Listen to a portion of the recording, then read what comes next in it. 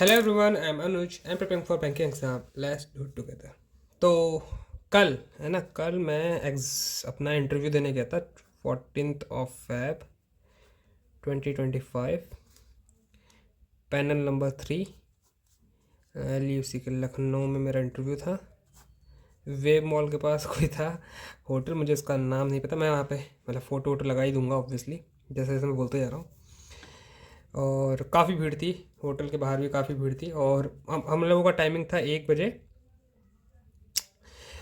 दोपहर में। उसके बावजूद हम लोगों को एंट्री जो मिली है वो करीबन करीबन एक एक 40 के आसपास मिली है। 1:40 का 2 ही मानूंगा मैं। ठीक है, तो बहुत भीड़ थी वहाँ पे। तो और मतलब उनका होटल भी मुझे लगा छोटा ही था। जो मैंने पिछली बार IDBI का इंटरव्यू दिया था उसका होटल तो काफ़ी बड़ा था। ये वाला होटल मतलब छोटा था इन टर्म्स ऑफ एरिया, बाकी लग्जरी तो थी ही उसमें। ठीक है, तो अंदर जाते ही वहाँ पे मैं देखा 7 पैनल थे, 7। मुझे नहीं पता था इतने पैनल होते हैं। ठीक है, मैं जिसमें इंटरव्यू पहली बार देने गया था उसमें 2 ही पैनल थे। 7 पैनल थे, मेरा 3rd पैनल में था मेरा। तो ठीक है, तो अंदर घुसते क्या होता है, सबसे पहले तो आपका जैसे वो लोग चेक करते हैं ना, एडमिट कार्ड चेक करते हैं। इंटरव्यू का एडमिट कार्ड चेक करते हैं। वो पूछते हैं आपके पास आधार कार्ड है कि नहीं है, फोटो कॉपी और ओरिजिनल दोनों। ठीक है, तो आप बोलोगे ऑब्वियसली ये सारे डॉक्यूमेंट तो आपको लेके ही जाने हैं। ठीक, तो उसके बाद होता है, इतना देख लिया, फिर आपको अपने पैनल के पास जाना पड़ेगा। पैनल में कितने भी लोग बैठ सकते हैं, 3 लोग बैठ सकते हैं, 2 लोग बैठ सकते हैं, जो आपका डॉक्यूमेंट DV करेंगे, डॉक्यूमेंट वेरिफिकेशन करेंगे। फर्स्ट स्टेप होता है डॉक्यूमेंट वेरिफिकेशन। आप ना जाके एडमिट कार्ड दे दोगे उनको। फिर जब आपका नाम आएगा तो उनको आपको बुलाएंगे, तो आपको सारे डॉक्यूमेंट्स होते हैं, जो ओरिजिनल डॉक्यूमेंट्स होते हैं, वो आपको वहाँ पे प्रेजेंट करने पड़ते हैं। तो इंटरव्यू एडमिट कार्ड तो उन्हीं के पास होता है। फिर उसमें आप जो एक सेंटेंस लिखना होता है, अपना साइन करना होता है, उसका थंब प्रिंट भी लगाना होता है, ये सब करना है आपको। उसके बाद एप्लीकेशन फॉर्म जो आपने निकाला होगा वो आपको उनको देना पड़ेगा।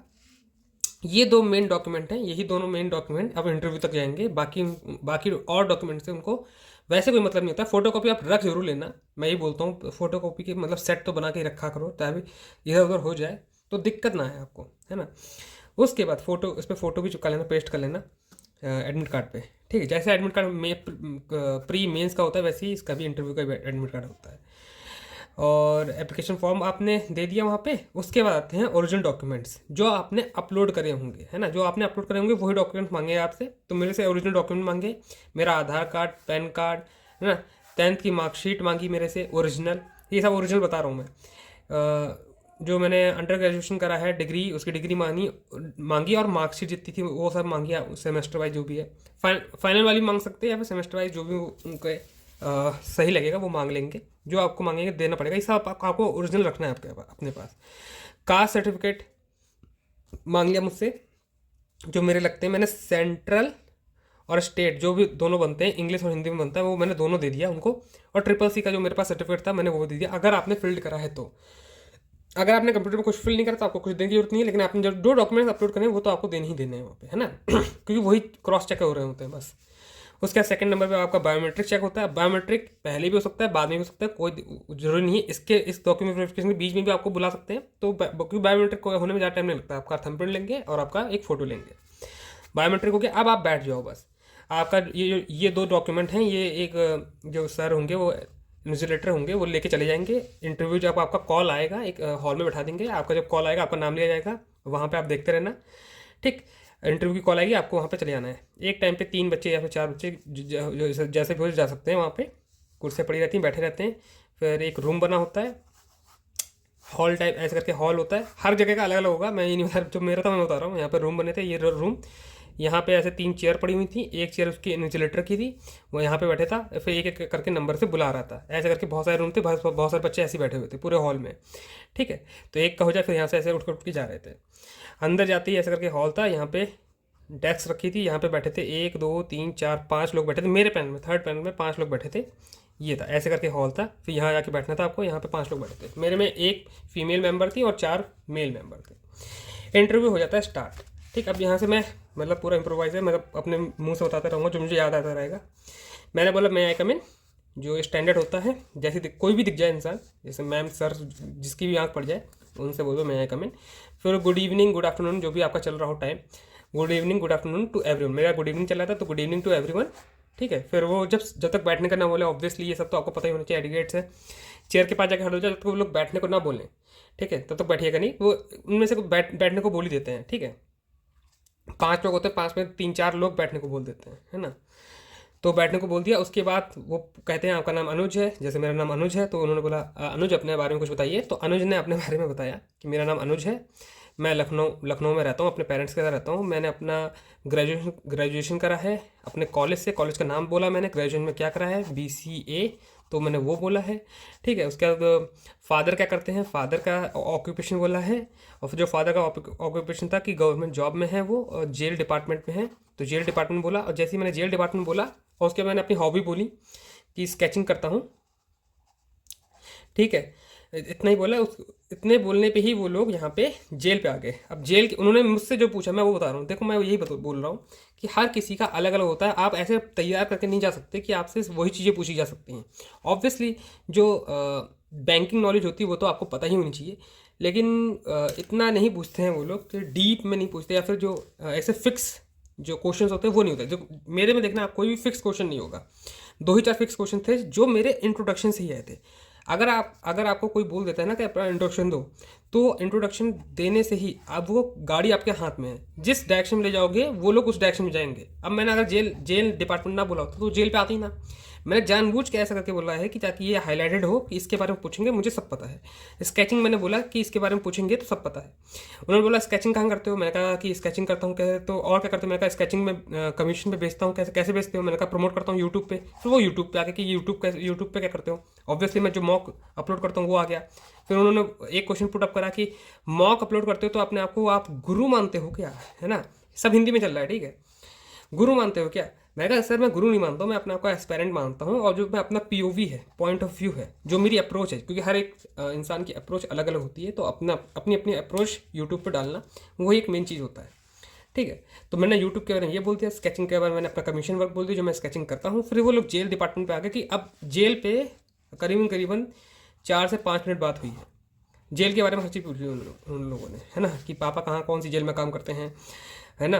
और जेल के बारे में फिर अपना वही है कि अब जो बातें हो रही हैं कुछ ऐसी लिखी हुई बातें नहीं हो रही हैं। अब यहाँ पे विचारों की बातें हो रही हैं कि जेल में कैदी बंद है, जेल को सुधार घर बोला जाता है, तो वो सुधर क्यों नहीं रहे हैं, ऐसा क्या लैक हो रहा है कि वो सुधर नहीं रहे हैं। और जेल के अंदर ये बीड़ी गुटखा तंबाकू ये सब कैसे पास हो जाता है, जबकि जेल में तो नहीं होना चाहिए, उनकी ड्यूटी लगी है ना।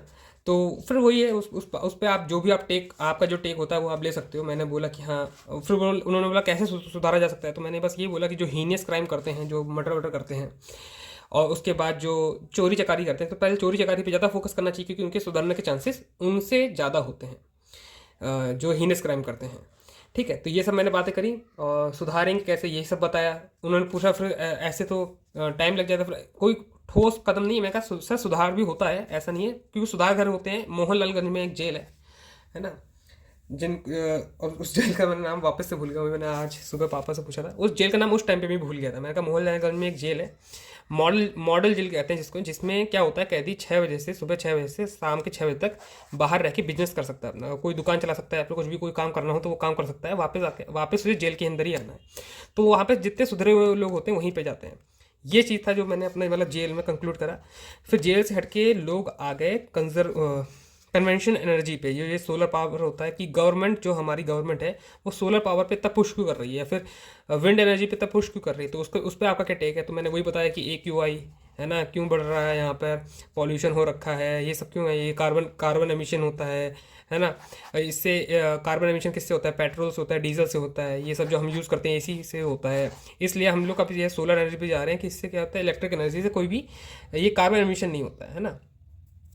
सोलर एनर्जी, विंड एनर्जी ये काफ़ी काम करती हैं। इलेक्ट्रिक एनर्जी होगी तो कार्बन फुटप्रिंट कम होता है उससे। ये सब बताया मैंने उनको, है ना।